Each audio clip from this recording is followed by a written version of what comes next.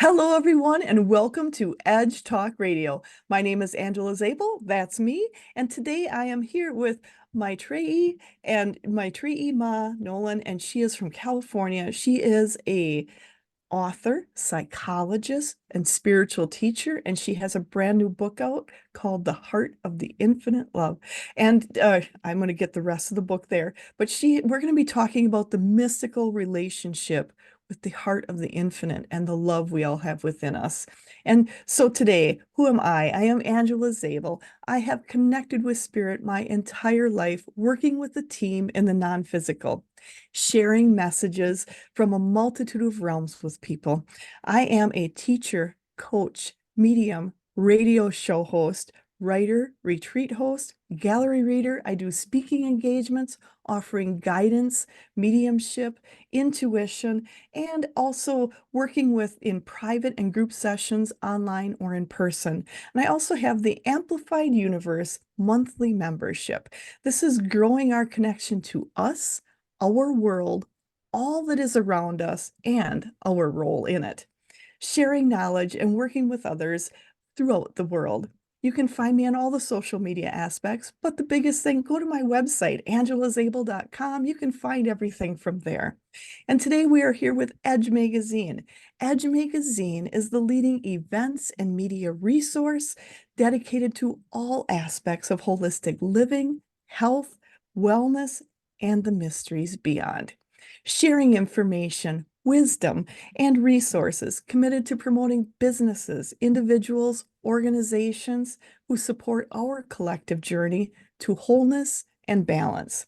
And you can sign up and find out more, sign up for their newsletter, and also you can get the physical copy of the magazine, or if you want to become a drop spot, go on to edgemagazine.net. And today we are here with Maetreyii Ma Nolan, and sorry about that. And she is an award-winning author, psychologist, and spiritual teacher who has developed a worldwide following, bringing forth the deep wisdom that manifests to her both through her inner guru, Baba, and in her teacher, the renowned Indian mystic. And I'm going to have you say his name. Please say it, Maetreyii. Sri Anandamurti. Thank you. But here's where this gets really interesting. The Baba that has loved and guided her throughout her long life is an all-knowing spiritual consciousness that embodies divine love and speaks to and in recent years through her. And while she has met and lived in the ashram, hopefully I said that wrong, don't know if I did, and in the living guru, Baba, in India for 8 months before he passed, and from this earth, the immortal spiritual consciousness he embodied has been side by side with her since her college years, long before she met him and after.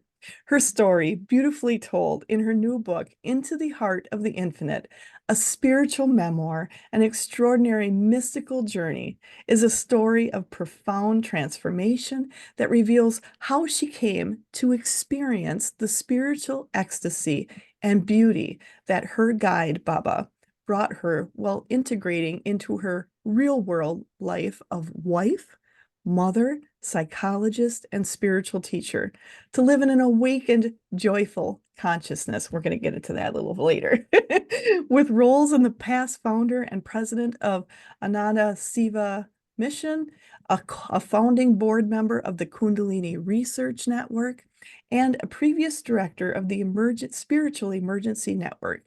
She has long been a guiding light in the spiritual community. You can find out more about her at yogama.info and meganolan.net.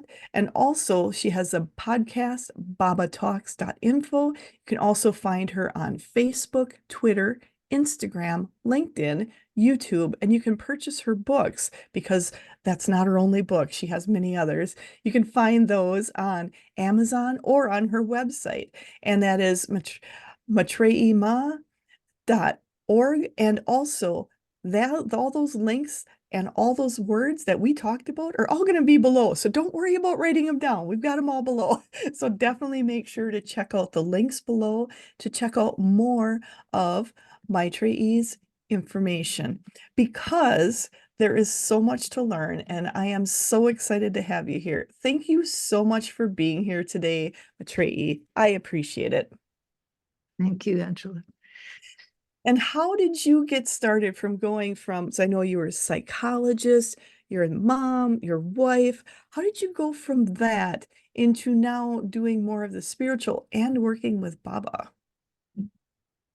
Um, it's quite a story, actually. It started, I have been a devotee of Baba and a spiritual person with this inner guidance from my guru guide, the embodiment of divine presence for me. Um, Really, it started when I was a child, and um, there have been very intense experiences with this divine presence throughout my life. And then when I met my physical guru, I felt that he was, I felt that same energy signature. It's like there's lots of ice cream, but there's chocolate and vanilla, and right, So it was that same energy signature that I felt in my inner guru. I felt it in my outer guru, and then uh, in his talks and stuff, he would answer questions that I had, and um, then when he left his body, I know I'm just a little bit of background so I can get to answering your question. When Yeah. when when he left his physical form, um, he told me, the inner Baba told me that he had conveyed his Guru Shakti to me, and that he wanted me to do a certain work for him, which was to bring through, and you do intuitive work also, I know, so you understand this, to bring through this divine flow into the world. And so that was in 1990, and I was a mom. I had two young children, and two wonderful boys who are now grown, and married to the same man I'm still married to. And I worked at Agnew's Developmental Center, so I was in hardcore working with developmentally disabled individuals in a state institution. And so I was very much living in the world when all of this happened.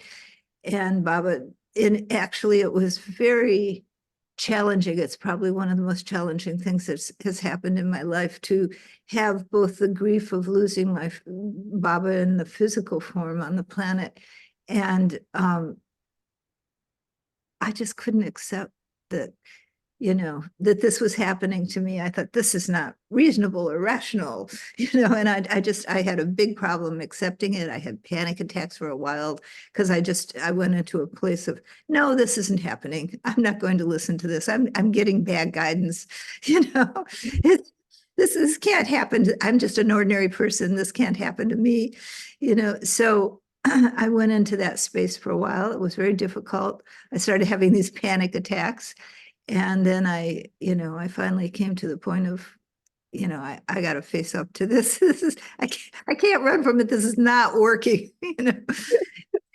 Running from the spiritual aspect doesn't work usually so well. I tried hard, I really tried, but I got these panic attacks, and I'm going, this is really bad. So I realized I can't do this. I can't run from it. I've got to surrender to this and accept it. And so then I began, but he was telling me that this Shakti would be there and this would happen, but nothing was happening at that point. So I didn't have any proof, but he said, You actually went to meet him, is that correct? I did, I met him first though in 1970, and I spent 8 months in India with him in 1970 as a physical guru. Um, and then, life circumstances and stuff. I was back in the States. I raised a family. I did all these things, right? When I was in India, I was so in love with God. I was so in love with Guru. I was so in love with the divine that I actually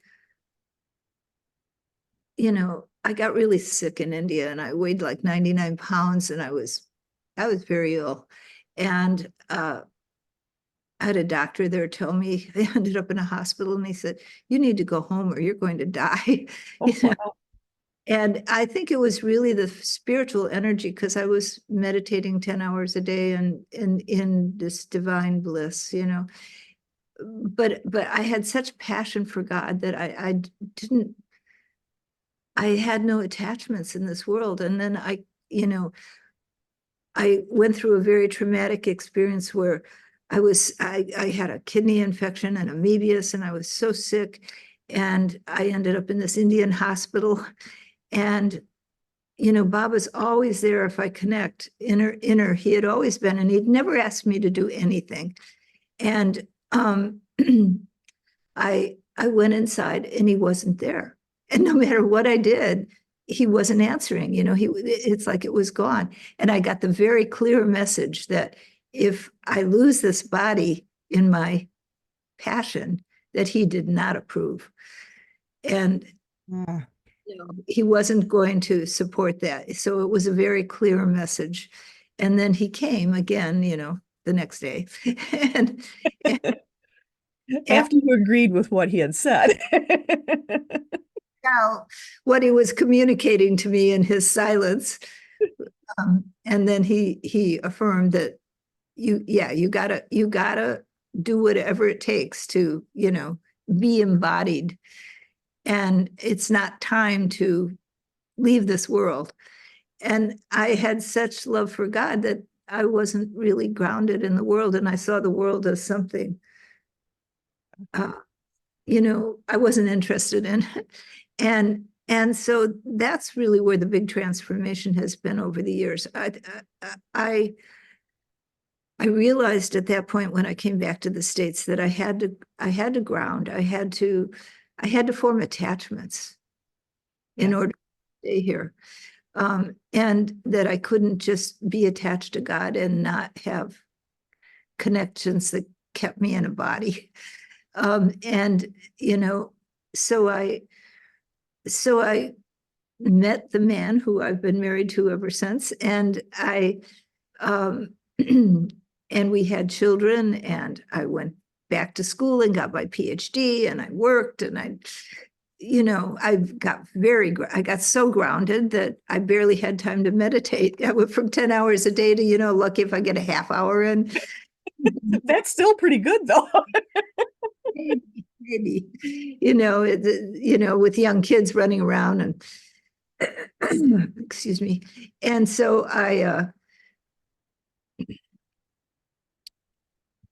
that sort of grounded me into very much being in this world, but still continuing my meditation, continuing my connection to Baba, and that love was there. And then I went through a long period where I would say 20 years or more that was just, I would call it integration, learning to live in the world. And then again, I began to have deep mystical experiences, So during that time, I kept up my meditation, but there was a little bit of mystical, but not, and I saw all different kinds of gurus and, did the whole thing. But I was raising a family and working and, a busy mom. And, and One of the things they'd like to say is when they just want to back up a little bit. And then when I say they, my team on the other side just wants me to back up a little bit. When you had talked about feeling and knowing when Baba was there, you could recognize his presence. They just want to go back and they want people to think of when there's someone in their family or someone they know, that person can step behind them and they'll know who it is without turning around. You understand and know who their presence is, who their energy is, and they just want people to understand that's exactly what you had been doing. So people understand when you meet someone and it feels familiar, there's a reason. It's because you've met them before, and they just want to clarify that everybody, even in the physical, you have people in your life that can come up behind you and you know exactly who they are without turning around. You are recognizing their energy just as you have Maetreyii. yeah, and I recognized in this I do want to share that I recognized in this Baba that this was a divine presence. And I felt it first when I was a child. And at that time, it wasn't a guidance. I wasn't receiving any guidance, but I felt this presence near me. And I had a few years, started maybe when I was 11 or 12 or something. And I had this presence with me then. And I really felt that I'd never heard of reincarnation. I grew up in a suburb of Chicago, that wasn't the reality I grew up in. And but I felt this presence, and I felt that I had known this being before, that that that we had been together, and that I belonged with him where he was. And that I felt that he was like, at that time I thought it might be Jesus, because I was the only person like that I ever heard of, right? Right. And didn't give a name. There was no verbal. It was just a presence. But it was very powerful, and I remember crying myself to sleep because I just, I thought I was 2,000 years too late, you know? But honestly, that's really how a lot of people feel a lot of times, because you don't feel like you're quite acclimated to the world you're in. And it sounds like you were kind of in that same thing where you really weren't acclimated to the world you were in, and finding ways to acclimate yourself and then to ground yourself to really want to be here and enjoy this life. I think that's a huge step for a lot of people, because I feel there's so many people that don't feel quite acclimated to the world we're in. Yeah, I think for spiritual people, it's hard. And I do feel as a child, I was a stranger in a strange land, sort of. But what happened um, as I began to integrate over the 20 years, I said that was the sort of before spiritual connection started deepening again, was, and then before Baba asked me to teach, was um, coming into grounding in the world. But then there's another level to it. There's grounding in the world, but until the world transforms, there's still a dichotomy between the experience of divine bliss and God presence and being in the world, being in this material world, which is at a cruder frequency.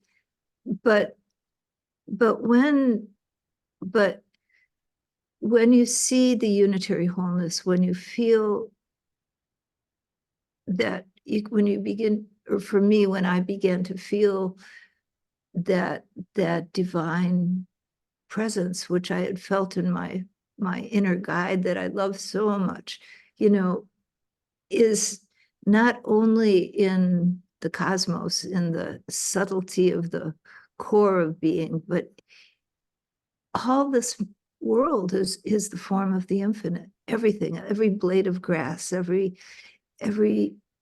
living being, every stone, everything is and I assure you, from scientific people who are into quantum physics, they're now saying that, but from an experiential point of view, that's what I feel. And I think that is the real grounding in the world, when there ceases to be a dichotomy between spirituality and the world, because what has seemed ordinary becomes extraordinary.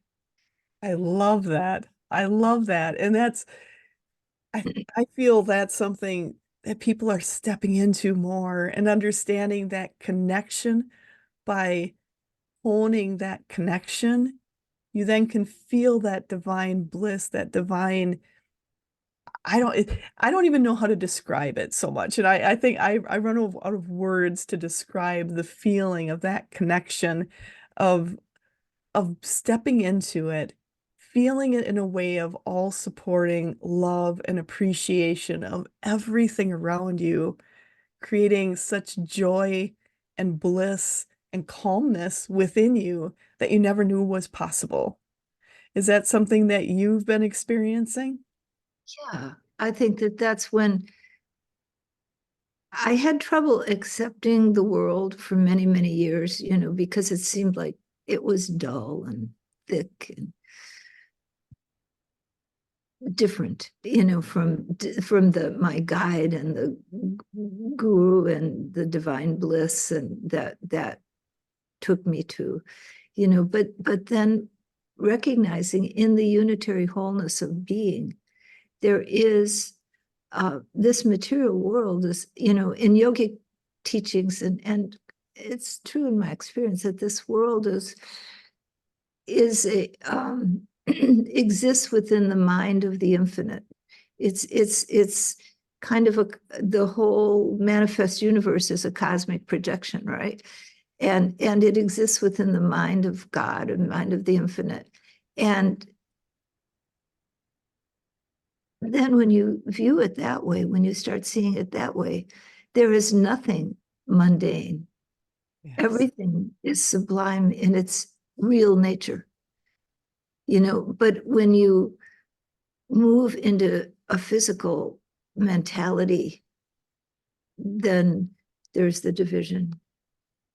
But when you move out of the physical mentality of body, mind, physicality, this is an object, this is when you move out of that duality and you move into the unitary whole, when you move into the real nature of everything that is, the real nature is one. There is a world of duality, but it's not separate. It is the same world. It's just the frequency at which you're perceiving it, and there's a relative reality to this dual world, but there is a more of a non-relative to the essential nature of all that is.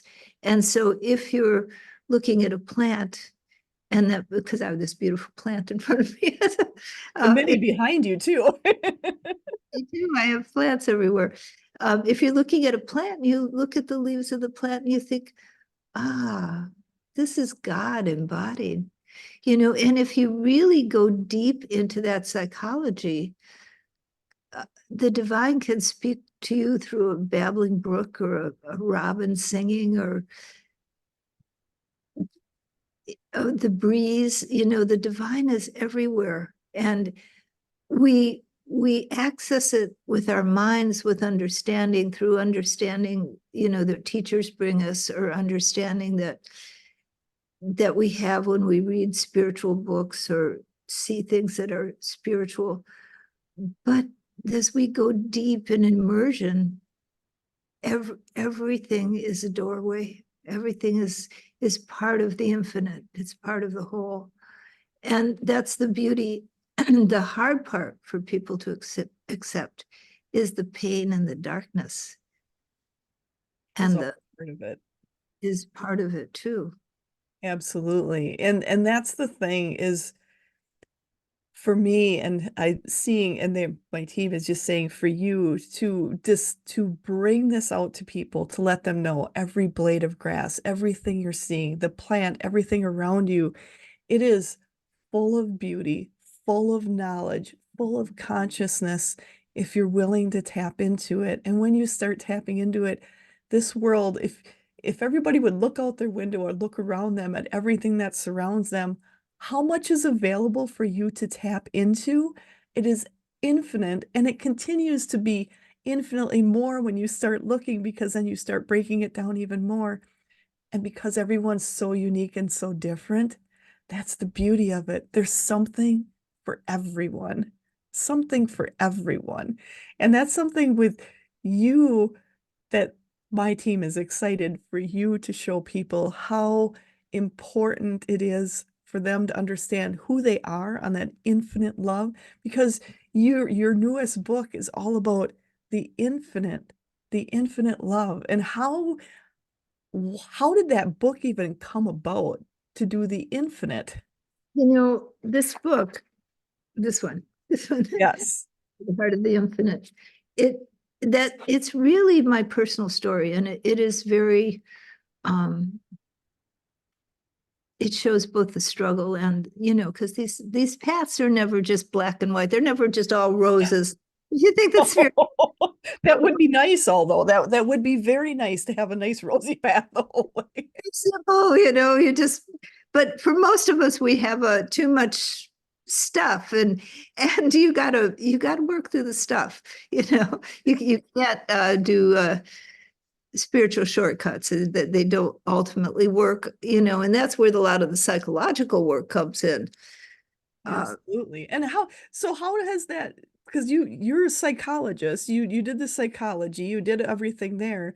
And as you've been, do you I just have to ask, do you re-examine yourself all the time too? Are you treating yourself at different times? Well, I certainly see my own patterns and issues,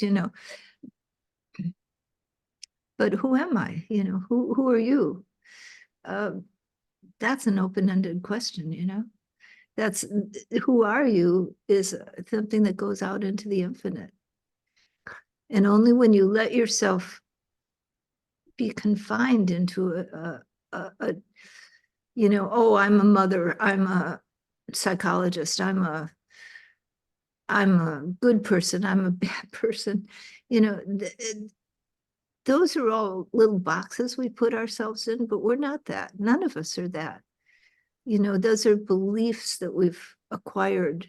And I think that's the real deep issue is when you really do spiritual work, it's getting into those core beliefs about who you are that are, those are the big attachments. You think you're attached to people or things that you have or a situation that you have. It's probably not as deep as your attachment to your identity of who you are. The things that you think about yourself and the little boxes that you put yourself in.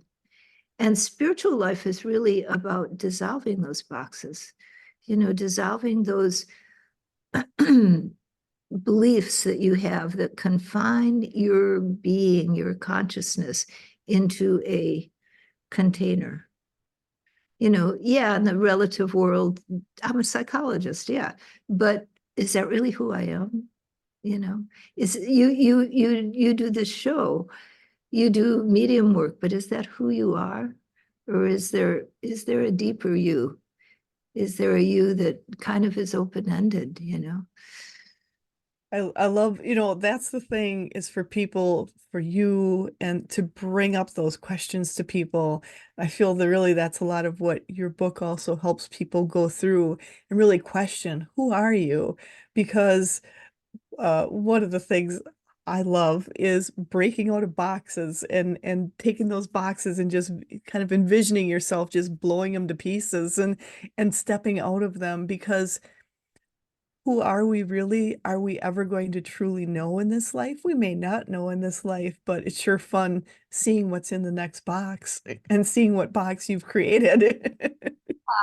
And then if you sink down into your heart and you're willing to let go of all your attachments and create this control, and let go of all your beliefs, your ideas about yourself. Let go, let go, let go into God. Let go into love. Let go into the infinite. Then you melt into that, you know. It's so, and that is available for all of us. And most people have at least some experiences here and there in their lives where that happens.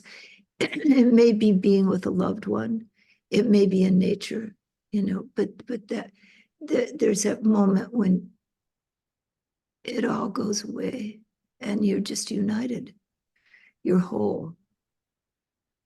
I love that. I love that. And I feel for the people listening, if you listen carefully to what she just said, you're going to feel what she just said too. You are going to feel it on a level for your soul that is going to help your soul move forward. I, I've got to say, I just feel the healing energy coming from you and just your spoken word. And my team is just saying the spoken word is so much more powerful than people give it credit for. There's more than just the spoken word. It's not always the words being said, but what's underneath and the energy that's flowing with it. And your energy flows to people and they're just saying just leaps and bounds, just flowing out of you to the people listening. So I'm really excited to have you on here because the people you're able to reach with your spoken word and then the written word in what you do is so important going forward because everyone is unique and different. Some people really resonate with the spoken, and some people resonate with the written. So to have both aspects of you and knowing you're on a lot of different social media aspects to hear you also is so important for people. So thank you so much for that. I appreciate that so much. Thank you. And You know, then as you started going, go ahead. oh, I was going to just get back to your other question about how this book came into being. Yes. Was that it actually started in 1990 when my Baba asked me, he said, "You need to write this down. This is a story that needs to go out to other people." And I actually wrote a lot of it back then. Um, thank goodness, I'm not sure I'd remember it all now. So I was guided to write it when I could remember it all. 20 years later, it's like, what did I do? But the thing is too, it's timing when people are the most ready for it. Yeah, and so it didn't go out then. I always meant to, and I never did it. And now, after I've written a number of other books, I told the story that I've been guided to tell. And I think it's there because hearing one person's spiritual story is a way to resonate your own story. We learn so much from story, and we learn so much from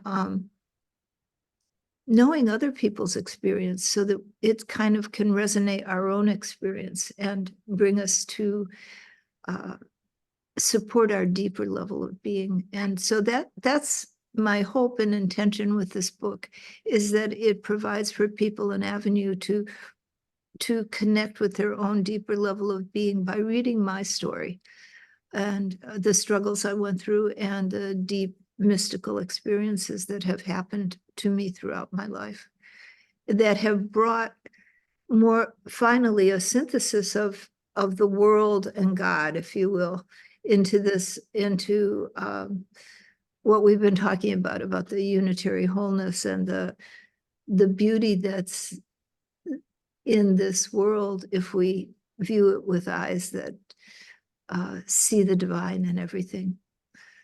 I love that. And one of the things my team is saying they want us to clear up when we're talking about God and the divine, are you looking at it as a specific maybe like a religious aspect or anything like that, or is it something more all-encompassing to you?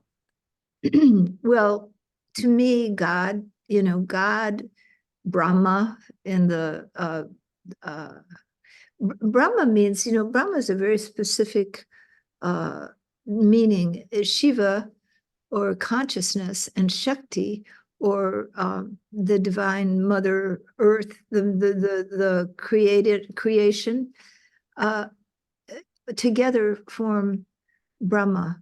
So Brahma is both the manifest universe and the unmanifest pure consciousness. And so I think for me that is God, it's everything, right? It's everything. But at its core, in the nucleus of that is a light and a love that is so profound, so exquisite, so beyond, in a sense, ordinary human mind and understanding that you can't be in its presence. It's unbearable light, unbearable beauty, unbearable truth, unbearable uh,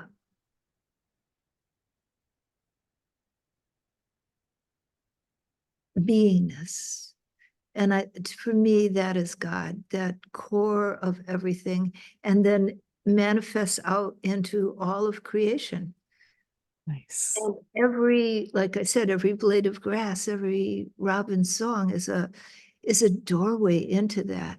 Every and all the spiritual teachers are all attempting to somehow express that doorway, so that we can all move through that door to that exquisite light, that exquisite love that is beyond human understanding.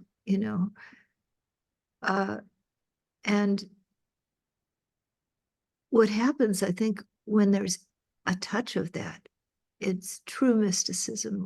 When you move deep into the connect into the experience of that, you can't exist in its presence. There's a need to just dissolve into it, Mm.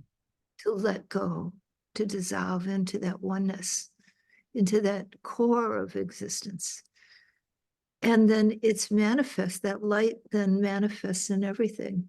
And the more your heart is open to that, the more you see it everywhere.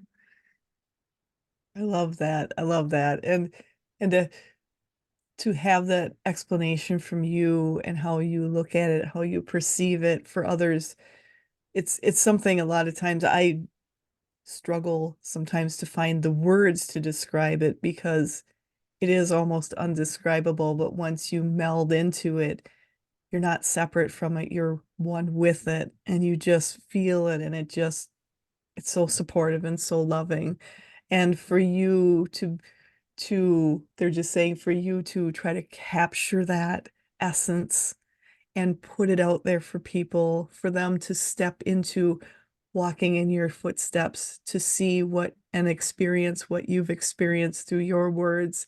It's going to be so helpful for others. And to want to be here, to have that physical experience of having the spiritual and physical at the same time is just a, and you called it, and why do you call it mystical?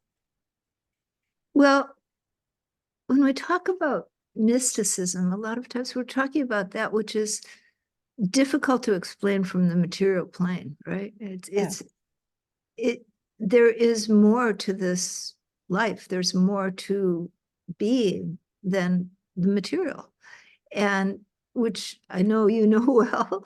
And there's,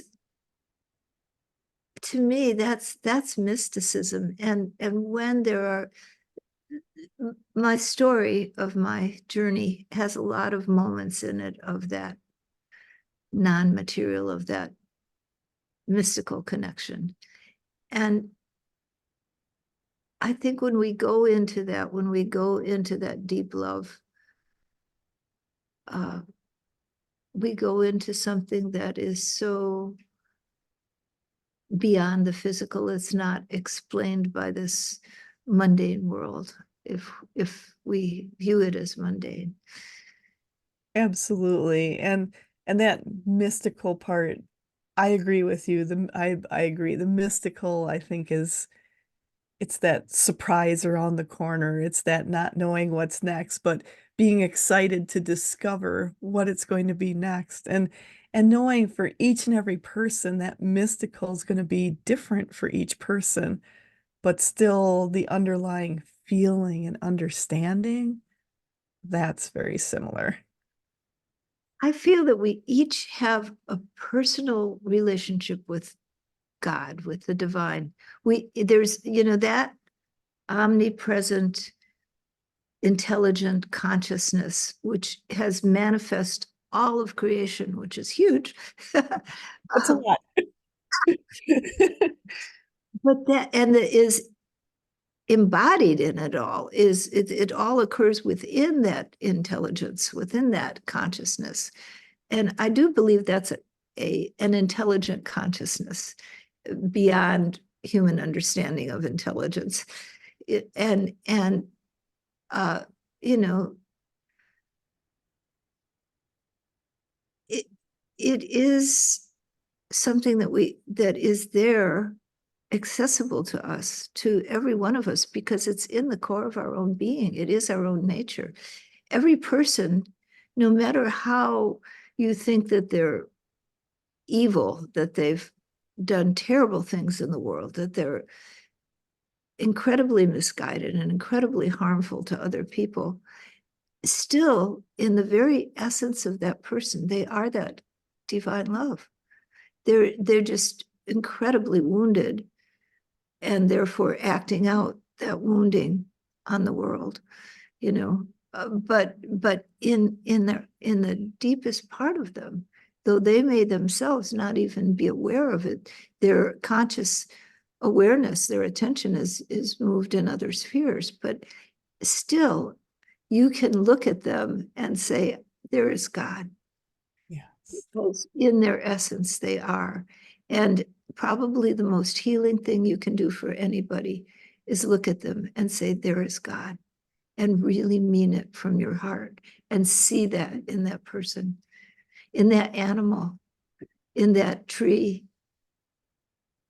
I love that. I absolutely love that part of it because it's really knowing, like you said, you're going to see people that seem evil or bad, but to know there's a divine essence within them. And for me, one of the things that helped me the most in seeing those people or those things that are happening or whatever is to put out there, I know they have a divine presence. I hope one day they can experience it here on earth before they pass and to realize how beautiful and divine they really are, because then they wouldn't hurt people if they really knew. Yeah. So I feel there's so much in your book to be shared with others. And not only that book, but multiple books of other ones. I think once they start down the path of listening and reading your books, I think they're going to be looking at other ones. And this book is all about that divine, that infinite. And as you started doing that, was it of you tapping into this energy that you really felt it was that infinite part that needed to be shared with others? And at what point, at what point was the mystical part? What was there a mystical presence, a mystical something that happened that made you go, it's time for the book?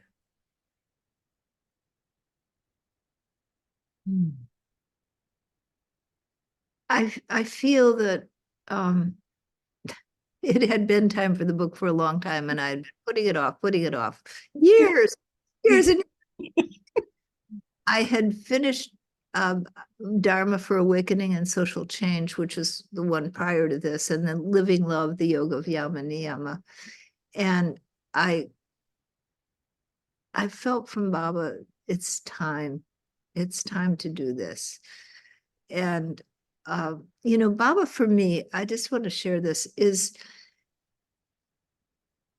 he's not my guide. He is my guide, but Baba is, I see Baba as a doorway. Mhm. And if you open that door, there's just pure light. There's just the infinite, so and even as a physical person, he was a person, like we're all people, but but inside that there was that, he was embodying that consciousness, and that consciousness that I knew as Baba is a doorway. It's not the physical person. It's not the intuitive guide. It's that which is behind that which is in the deep cosmic core of the universe, that comes, and I think comes for different people in different forms, like you were saying earlier. So, and I find it interesting. It's not always what you want. Like the woman who wrote Course in Miracles, well, she was Jewish, and it came as Christ, right? So you never know. I don't think we choose. I think the divine chooses, and we each have a personal relationship to that infinite one. That is our nearest and dearest. It's our closest. It's the basic essence of what we're composed. And so we have this, in our individuality, we have this connection to this infinite being.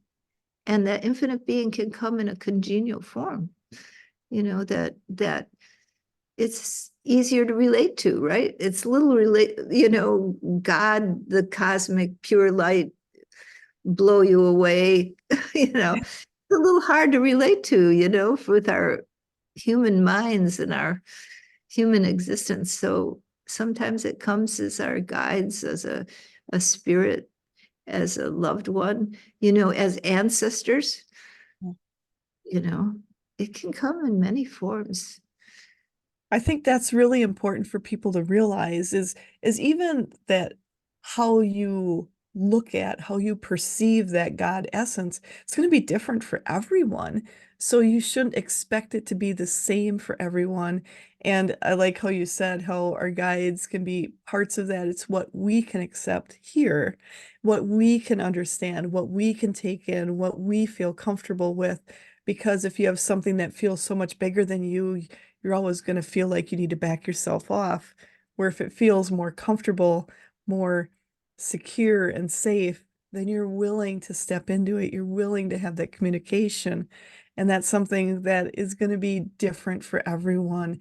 But the core essence of it is always there for everyone, the core essence of that communication. And that's something, go ahead. That is grace, what you're describing. That is grace.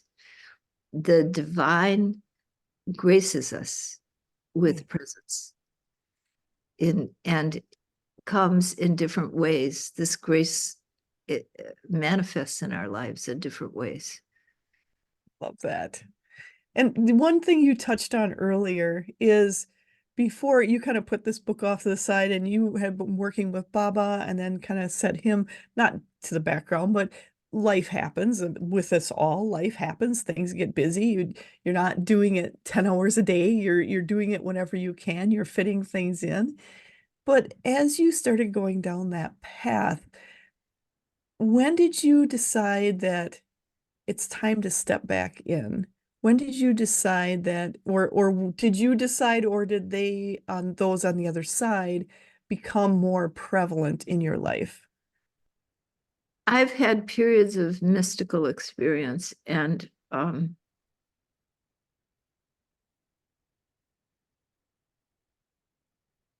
I think I've been journeying in the non-duality of existence. And I don't really know why I started, other than it was time, and Baba asked me to.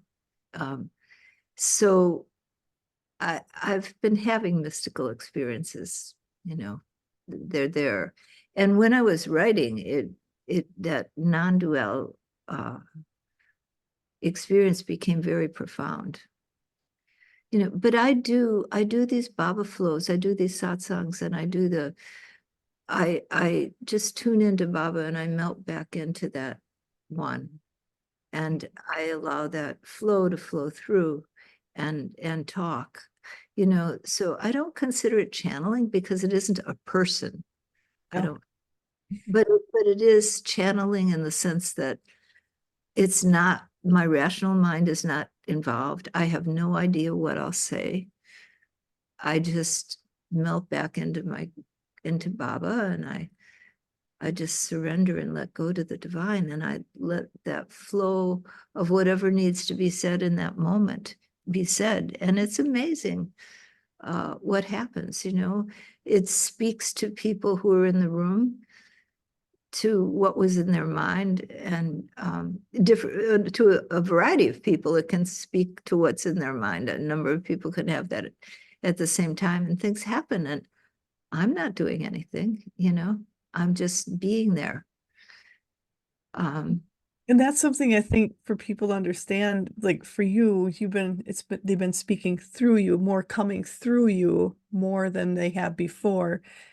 And as you allowed yourself to step into that, I know you had talked before that there was times you didn't feel you were worthy and feeling up. So how did you move from feeling worthy and feeling like you can step into this and feeling that self-worth again? Well, that's what that tremendous life crisis I went through in 1990 when my guru passed away. I went to India. I came back. I had these experiences saying there's going to be this guru shakti, and and I went through this denial. Anyway, it's in my book. It's so I went through this drama, and then I came to that I would do it, that I had to, but nothing was happening. And then slowly it began to happen, and these teachings began to flow through. At first I was like, I'd hear some words and then I'd say 3 words at a time that I heard, and lo and behold, they became sentences. And and somebody was writing them down, and it started very basic, and then it just grew and I became more and more, I would say it grew as I became more safe with it. I felt safer with it. And, because it takes a lot to get in front of a bunch of people and start speaking, and you have no idea what's going to be said, It's stepping off into the infinite. You have no clue what's going to happen. Exactly. And so, but I began to do that, and people began to form around the teachings, and to record them and to transcribe them, and it just a whole thing happened. And it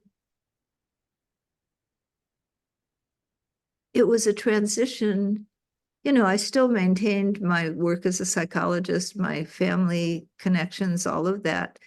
And I've grown in my, I would say, spectrum of non-duality to see the world more in the divine sense. Um, it just flowed. It flowed from the divine. I don't think it's something I did. None of it is something I did. None of it is something I'm doing. It's something that is grace. It is a flow from that deeper essence. And I have a love for that.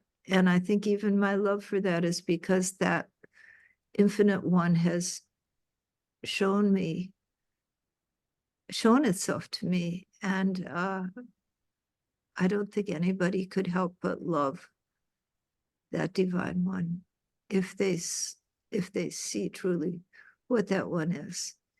And I've been graced with these mystical visions, I guess, at different points in my life, to see that and to fall madly in love because of that.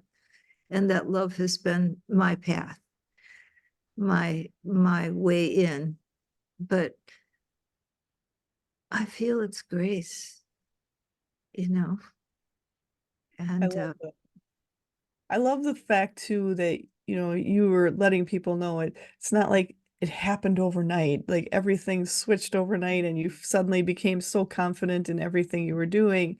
It was more of a growing process, and to allow others as they're going through their own growing process to allow for that growth. Don't expect that my team is just saying, don't expect to be in diapers and then be running the race the next day. This is a process you need to understand and give yourself, allowing yourself the time. And one of the things they're showing me right now is just like when a child is so enthralled with every blade of grass and looking at everything around them, give yourself that time to be like a child, exploring everything and seeing it with new eyes that you never had before. But now, as you said, you get into this true loving feeling, you see it with new eyes. You see that blade of grass as something absolutely beautiful and mystical all at one time, with so much to learn from. And I love the fact that you said it doesn't happen overnight. It's taking your time, it's moving through it and getting adjusted and feeling safe. Because I think and correct me if I'm wrong, but my team and my experiences have been looking back now, as looking back is different than when you were experiencing it, but looking back and seeing how safe they were making me feel along the way, so I didn't have the fear with it. Is that something that you experienced also? Yes, definitely. Definitely. Because that love, I mean, fear is the opposite of love. I think well, fear has its place. I mean, if we weren't afraid to walk out in front of cars and Yeah, trucks, you definitely want to listen to your fear at times. fear has its place. But but um, we have a lot of excess fear. And and I think that we all hold a fear of the divine because there is a fear to dissolve. There is a fear to let go. The normal human experience in the world is acquire, get, avoid fear. Don't get sick. Don't get in a car accident. Don't do these things that will hurt you, and get things that you want, right? Yeah. And I have a friend who put his name on on Amazon as Grabo. But that's kind of what it is, Grabo, right? You're grabbing, you're, you're grabbing at life, trying to acquire.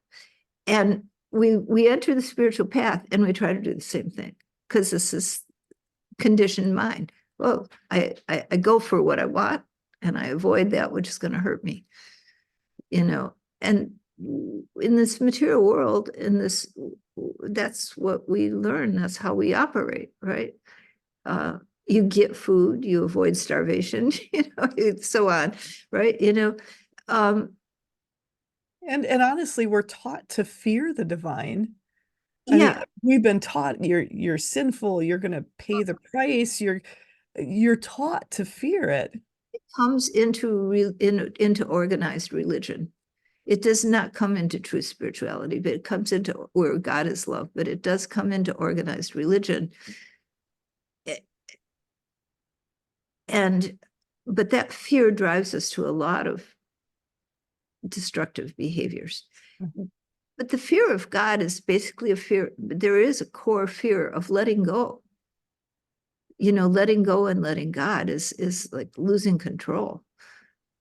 Uh, there's fear in that, and I think we all have to, and that I think is one reason the divine comes as our guides and our Mm. teachers, and brings us, you know, helps us along the way. Because we just do it otherwise. Helps the path be a little bit smoother if we listen. If we listen. And I've got to say, there's times I have not listened and the path has been a little rough. We all have to learn. We all have to fall down. We have to, um, and also you've probably found this with your guidance too. Baba doesn't always tell me what to do or Right. how to, I got to learn my own lessons along the way, as well as receive guidance when it's needed, so Absolutely. I love that you brought that up because that is so true. Getting spiritual, getting into, your guidance, your understanding doesn't mean everything's laid out for you. Because what fun would that be for one thing if you knew everything that was going to happen coming forward, then you might as well just go to the other side. You gotta have fun with it too. And you never know what's going to come up because those on the other side, that all that divine energy on the other side, they have things that you can experience that you would have no clue, you would have no idea it could even be created, but they can create some pretty magical and mystical experiences if you let yourself not want to know what's around every corner. and also there's an element in spiritual life too that I think is, it takes a while to recognize that pain and suffering has its place, and that life in this sphere that we live in is both pleasure and pain. It's both success and disappointment, and that they're both there and they're both part of God. and they're both part of the wholeness of being. And pain is a tremendous teacher. And there's a place where you can come into yourself and feel it's okay to have pain. It's okay. It's okay to be sad. It's okay to be afraid. You're human. These are human emotions. It's okay to love and to lose. It's okay. It's very painful. It's very painful, but that too is part of the journey and part of the God. And when you let yourself be with it and know that you are okay and that you are whole and that you're still beautiful even when you're in pain, that you're not somehow not okay, dragged down, less of a person, that your beauty is just as bright, shining. It hurts. It's not comfortable, but you're still bright and you're still light and you're still love and you're still connected to God. And that all things in pleasure and pain, this is a shift and change. It's light and shadow in this world, and it will change. but that not fighting with it, but being in love with all that is. And that's hard. And the forgetting, you remember and then you forget. And the forgetting is part of it, but being with that also, that there will be remembering when there's forgetting. I love that what you had just said too about knowing there's challenging times, painful times, but what you can learn, what you can experience, and how you can grow from there. And there's love underlying all of it if you're if you learn to shift your perspective and to see it in a way that it's helping you in a way of understanding the world, the communication, the people around you, the relationships, and to find the beauty within that. That's a huge shift for a lot of people to look at those challenging situations as something beautiful. And the pain is what drives us deep, which gets us truly deeply connected. Sometimes sometimes for some people things have to go really down before they can come up. And even if you look at the lives of a lot of people who have had done great things in the world, they've experienced a profound crisis a lot of times before they've come into their own. Absolutely. And then a lot of those people have shared with other people what their experience is, how to move through it, how they move through it, to help others find a way for themselves to move through it. And I feel that's a lot about with your new book is also showing people these are experiences I've had. This is how I moved through it. This is how I created my new path in a way that served me more than it was before, or in a different way. I shouldn't say more, in a different way. How we, And how we deepen in love. absolutely. I Do love deepening in love. If you it. can't accept your own anger, you can't accept your own sorrow, you can't accept your own pain, how can you accept it in somebody else? That's very true. Very true. And to know everyone's on their own journey, everyone's working their way through it. And I feel with your new book is really bringing that out there for people to show them everything's possible. Everything's possible when you open yourself up, when you start letting go, and know that when other people let go, like you, it was okay, and actually better than okay, and more fulfilling than what they thought. And I've got to ask, is that something, are you feeling, do you experience joy or happiness? Is that a deeper joy and happiness than what you've had in the past? Has it deepened as you've continued down this journey? I've had moments of very deep mystical communion at different points in my life. So I can't say that it's more.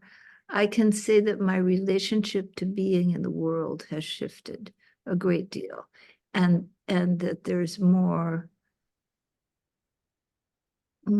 ability to perceive the infinite in form. And I think that that has been in my life journey and my karma, my struggle, and what there has been a transformation in to the real non-duality that there is. The infinite is everywhere. I love that. I love that. And one of the things is you said getting into the heart of the infinite, and then um, you have, if I'm pronouncing this right, unitive consciousness. Is that just the united consciousness? Unitive consciousness to me means, yeah, it's that, there's a sphere, a relative reality sphere of duality, right? Where, you're a person, I'm a person, we live in different bodies, we have different physiology, we have different experiences, right? We're each unique flowers in the garden of God. But um, there's a place, it's like layers to reality. And but it all exists within a larger framework.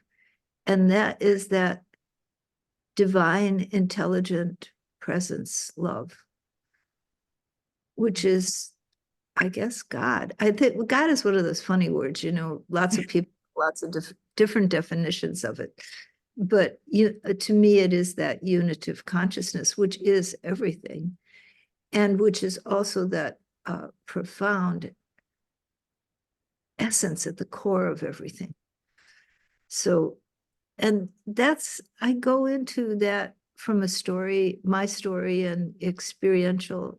That's what my book, Into the Heart of the Infinite. That's why I named it that, because it's really about that. It's about going into that heart. And I would say going into my own heart, but ultimately there's no inner and outer. Yes. That dream, that's part of the dream. There is no inner and outer, there's just one. I love that because I think a lot of people, as humans, it's easier to kind of compensate in our minds that this is outer, this is inner, and there's one of each.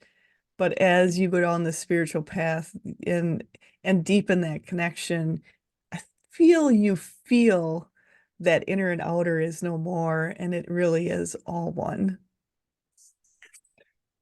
And that's something, as you've been doing that, there's also, you talk about Yama and Niyama. Yama. Yeah, Niyama. Like, I'm counting on you to help correct what I'm saying. it's okay. Sanskrit is a whole world in itself. Yeah, that's my book. This book, Into the Heart of the Infinite. No, sorry, Living Love, the Book of Yama and Niyama, which is, I, I have a lot of very, very positive feedback on this book as a kind of yogic self-help book, I would say. This is about, how you do work with. This book goes into the tenets of Yama and Niyama, which are um, the 5 do's and don'ts of yoga, and they're things like ahimsa, which you've probably heard of because of Gandhi and Martin Luther King, right? They practiced, they took the idea of ahimsa and put it into action, which is non-injury. And the flip side of that, of course, is loving kindness, right? That you have the intent, we all do harm, but you have every moment in some way but we have the intention to do no harm to living beings. And when you live a life of do no harm, it really changes who you are if you live with that intention. Satya, truthfulness, if you live in the intention of having deep benevolent truthfulness, deeply knowing yourself, deeply connecting, which what so much of what we've talked about is deep truth, Yes. right? And when you're moving into deep truth, it moves you. All these things change your psychology. So there's the yamas and the niyamas are the practices to avoid, like avoid doing harm, um, avoid lying, avoid not only external lying, that's the external part of it, but the internal lying. How many times do we lie to ourselves? Sure. And yeah, you know, and so be honest with yourself. And you know, there's layers to each one of these, but they're presented as ethical principles. But when you really get down to it, there's psychological approaches. And in the niyamas, which are the practices really to do, uh, uh, one is to practice purity of body, mind, spirit, right? Which means, you know, maintaining, I would say, positive thoughts, maintaining, you know, taking a shower, cleaning your house, maintaining a sort of a cleanliness to your being, which is not just taking a shower. There's a deeper psychological level to it. Um, Santosha, which is contentment. Mm. You know, every time we want what somebody else has, we're discontent with our life and our situation, it brings us into a struggle. So this book is about, you know, how to implement these psychologies in your life.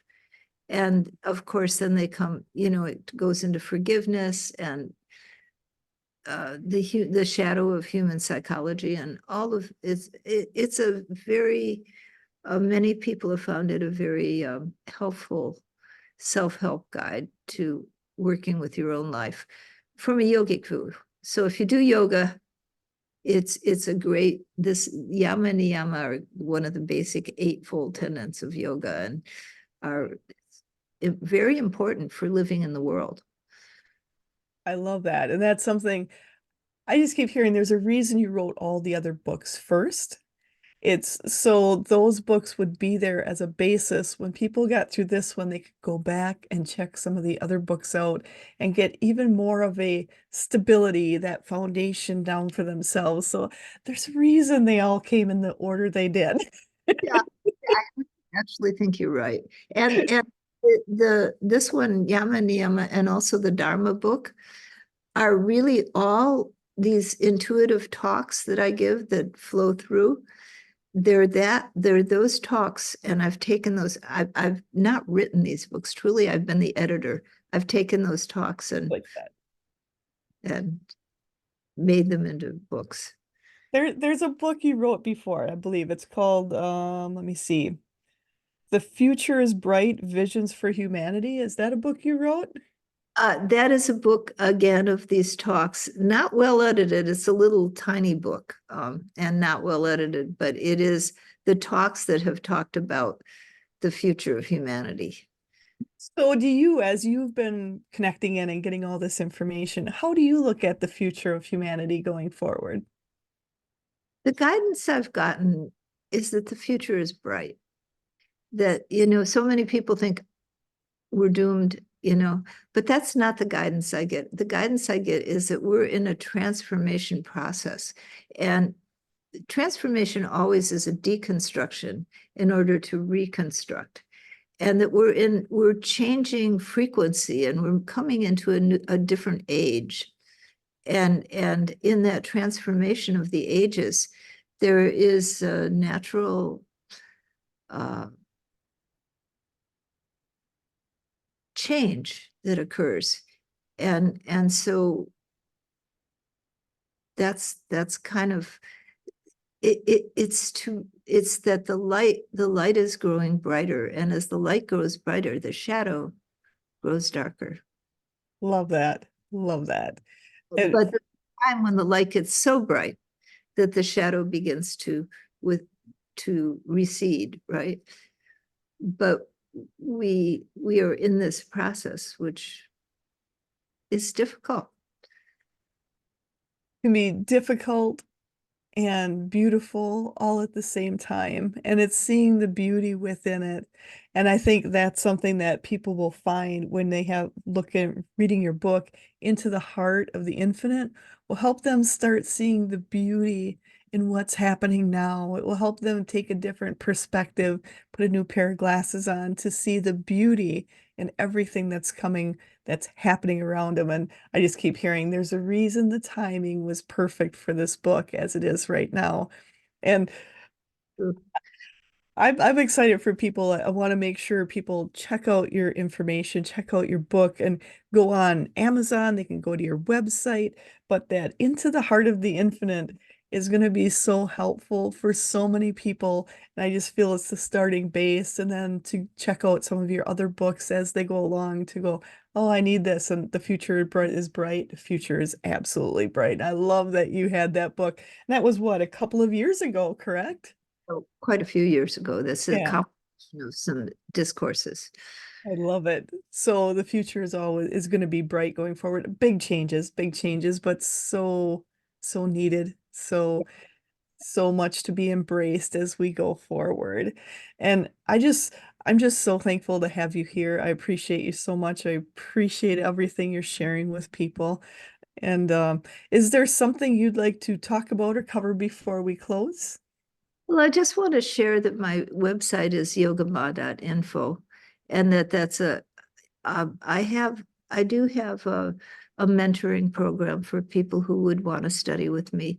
And I also have satsangs. So I'm available to get connected to and to, pursue if people want to more study, as well as my books.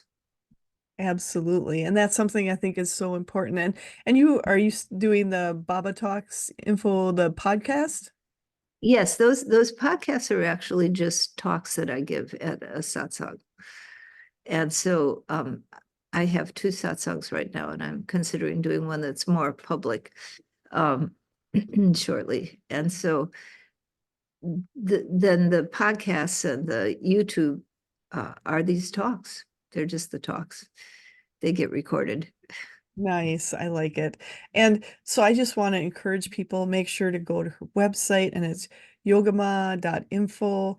And also on all of the social media, the podcast, the Facebook, Twitter, Instagram, LinkedIn, and check out your YouTube. There's so much information out there and go on Amazon and check out her book or go right to her website. You can order it directly from there and check out the mentoring. I was on your website. There's a lot of great information out there for people. So make sure when you're checking her out, go on her website, check out all the information. There's many pages to check out, so check that out.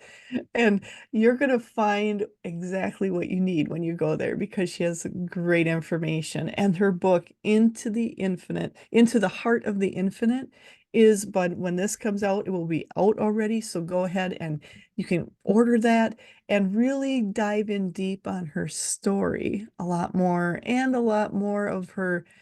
They're just saying the path that got her to where she is so important and so enlightening. And doing it in a way of there's so many people out there that are also on a path of, let's face it, we're in a physical world. We work, we have families, and working through that and how to do it in a way that serves you. So important. So thank you so much, Maetreyii. I appreciate it so much. I appreciate having you on here, and it's been so enlightening for others. It's wonderful to be talking with you. It's been a great dialogue. Oh, So thank you. I knew it was gonna. My team was so excited when you were coming on. They're like, this is gonna be good for so many people to hear. So I'm so excited to have you here. So thank you so much. And I just want to say thank you everyone for sharing your times. Thank everyone for being here and make sure to watch the next episodes of Edge Talk Radio. They're the first and third Tuesdays of the month at 7 p.m. Central Standard Time. If you missed it, don't worry. You can go ahead and listen to the downloadable podcast that usually is up there the next day or that evening, right shortly after, depending on how the technology works. And also on YouTube, you can watch this amazing interview because you definitely, I think, would want to see it on YouTube. You can see the books, you can see what she's talking about, and you can see her, which is amazing. So make sure to check that out. And those on YouTube come out the following day at noon. And I just want to thank all of you for being here, for listening, expanding, and amplifying our universe together. Thank you all so very much. Thank you. Have an absolutely amazing day.